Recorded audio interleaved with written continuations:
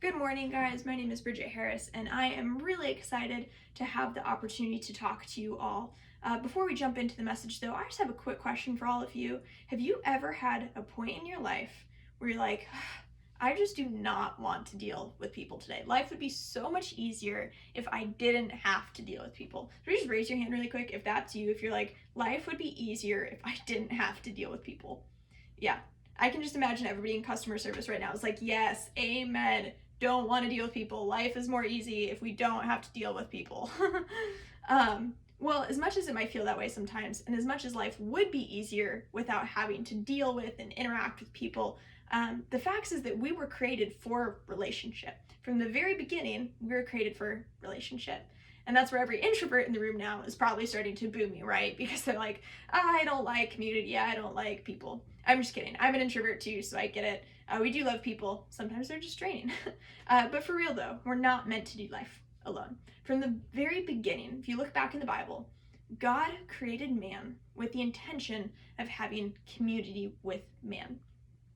So I'm sure a lot of you have probably heard the creation story at some point in your life.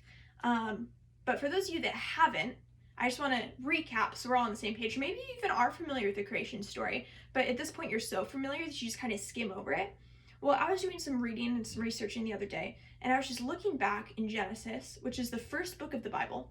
And in the first chapter of Genesis, it lays out how God created everything in the span of 6 days, right? So he created heaven, he created earth, he created light, he created animals, he created human, everything that you can think of, God created in the span of 6 days.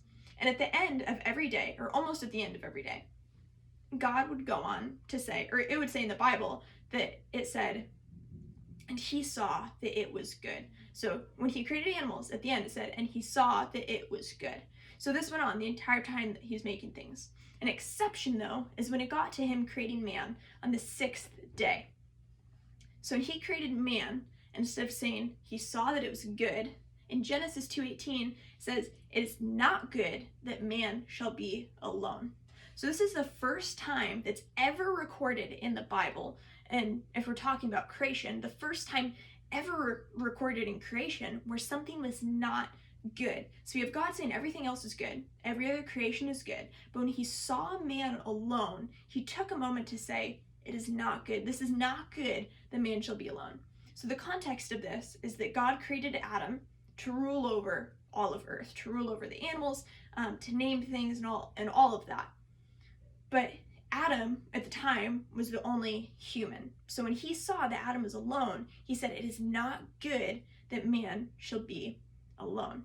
And if you really take a moment to think about this, like put yourself in Adam's shoes for a minute, right? So you're literally living in Eden, which is the symbol of perfection. Not even the symbol, this was perfection. God created perfection on earth as a place for us to dwell. And this was obviously before the fall, before Adam and Eve ate the apple and all of that. So at this time, when we're talking about this in the Bible, the Garden of Eden was perfect. Adam was living in absolute perfection, okay? So think about this. Adam was living in perfection. He ruled over every single creature, every animal, everything on the earth. He was the ruler. He was the king of it all.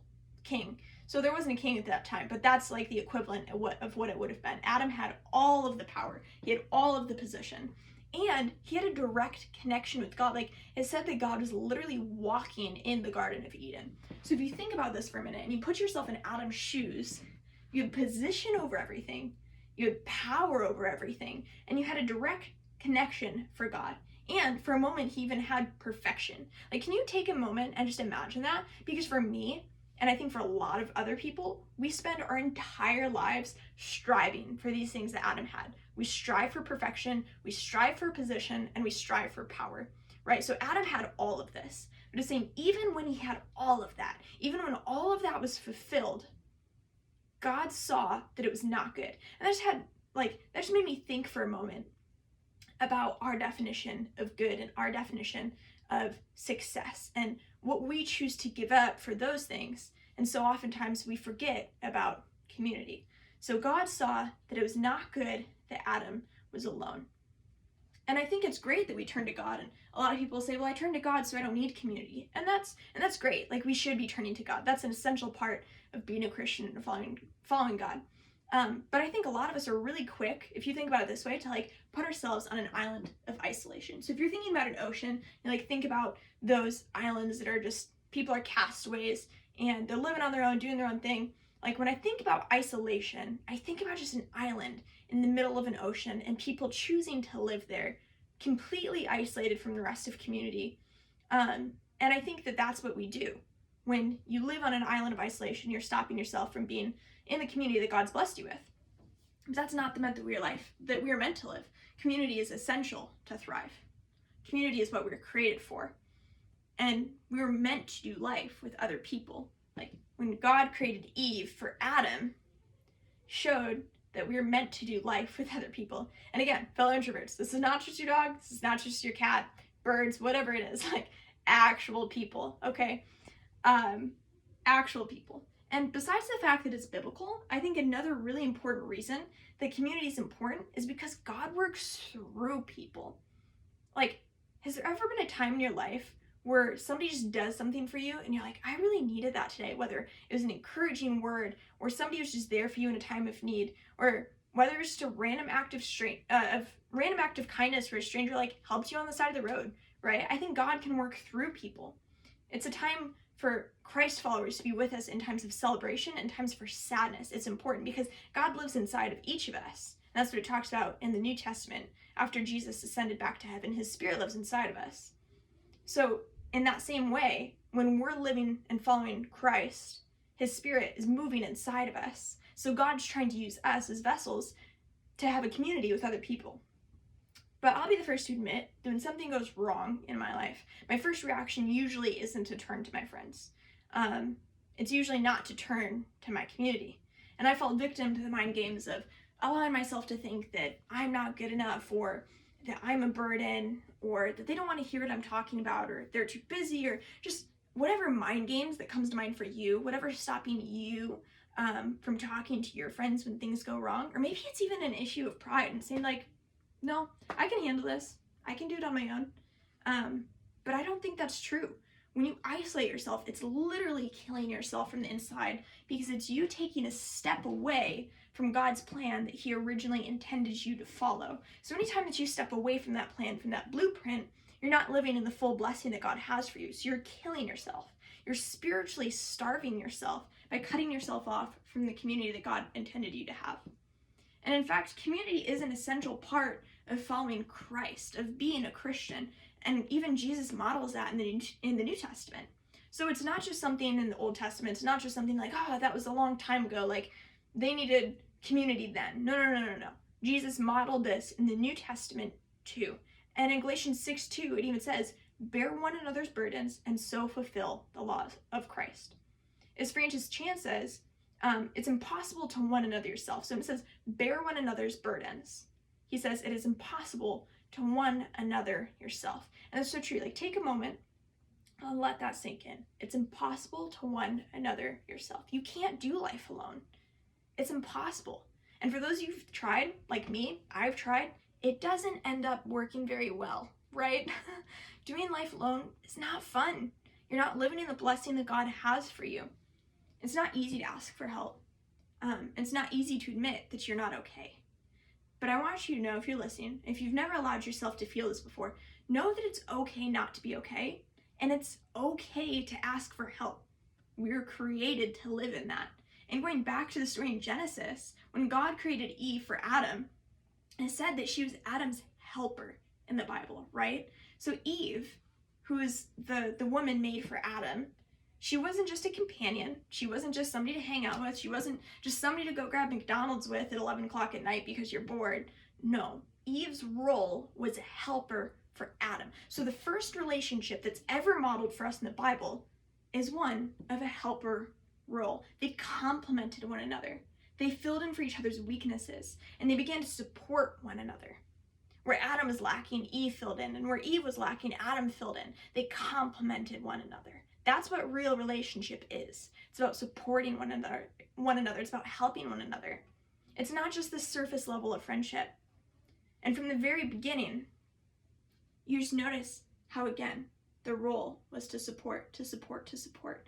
And I think a really good comparison of this is the redwood tree.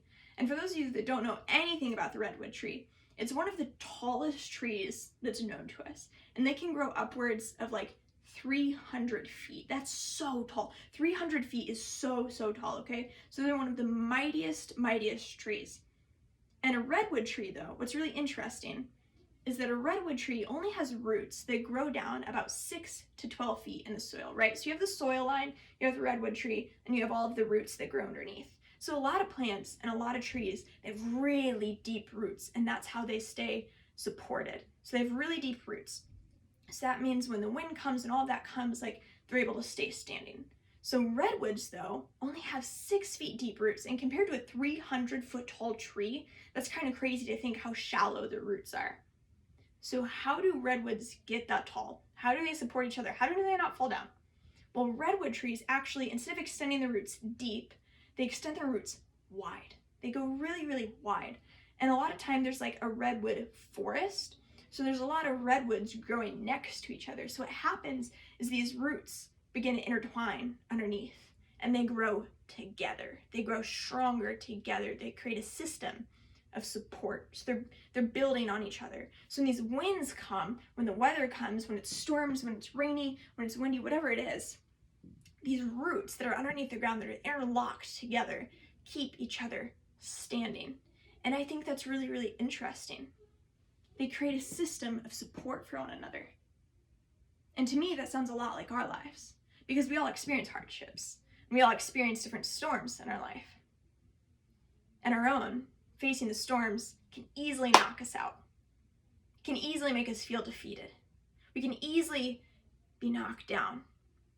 So it's essential to build a support system with one another. And we shouldn't have to feel guilty to call on those and to ask for help when we're feeling down, when we're struggling, when we feel defeated, because then we're living in God's plan to be united with one another. We're living in the plan that God has for us when we say, I can't do it on my own, and we choose to be a part of community. Community is essential to our growth as a person and as somebody that's trying to grow spiritually. Without community, you'll never be fully living in the plan that God has for you. You'll never feel fully fulfilled. There's always going to be a void in your life when you're choosing to do life on your own. So here's what I want to challenge you to do. Keep extending your roots. Keep reaching out to people. It's really easy, especially for me, to just come home and be like, I'm good. I've got all the friends that I need. And we just discredit others. There's so many things that come from community. There's support. There's people that can offer a new perspective. I can't tell you the number of times when I've talked to a new person, they've offered me a fresh perspective, and I've grown as a person because of that perspective. I'm sorry.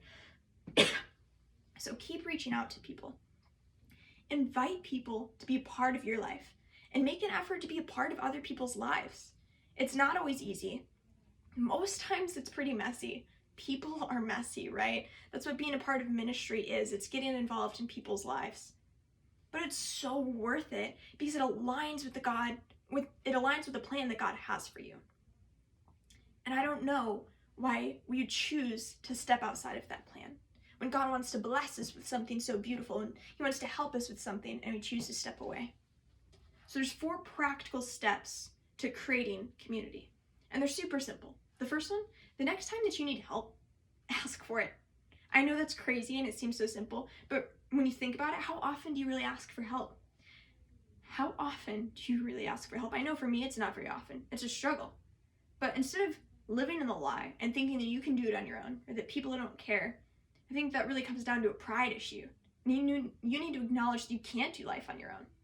Realize that you can't. You're not weak for asking for help. It makes you stronger, just like those redwood trees. 2, the next time you see someone in need, offer your help. It's our job as Christians to be on the active lookout for people that need help. Go extend that help to them. It doesn't matter who they are. It doesn't matter what they believe in. Go help them. 3, if you feel like you don't have people you can rely on, pray for God to give you those people. Prayer is so incredibly powerful, okay? When you're praying for something that aligns with God's plan for your life, there's no reason he wouldn't want to bless you with that. Community is literally written into his master plan. So pray for it. I promise you, he'll follow through. It might not be in your timing, but he will follow through. And 4, in the meantime, when you're waiting for those people, be that person. Be the person that you need. So if you want a loyal friend, be a loyal friend. If you want a friend that's honest, be a friend that's honest. Become the person that you need for other people, and it'll follow through. You reap what you sow. What you pour in is what you'll eventually get out. But once you have community, continue to develop it. Ask friends how you're doing. Go deep with them. Don't just stick at the surface level, right? Community is not just about friendship. Community is about relationship and getting real with people. So Jesus, I just pray that for anybody listening to this message, they would just open their hearts, they would open their minds to what you have in store for them. They would begin to seek out community, God. They would begin to chase after Christ-centered relationships and to follow in the plan that you have for them. God, give us courage to be bold, to meet new people, to invite people into our lives, to be vulnerable and to be honest, God, and help us to live in the plans you have for us. Amen. So thank you guys. I hope that you took something out of this message today, and I hope that you have a great rest of your week.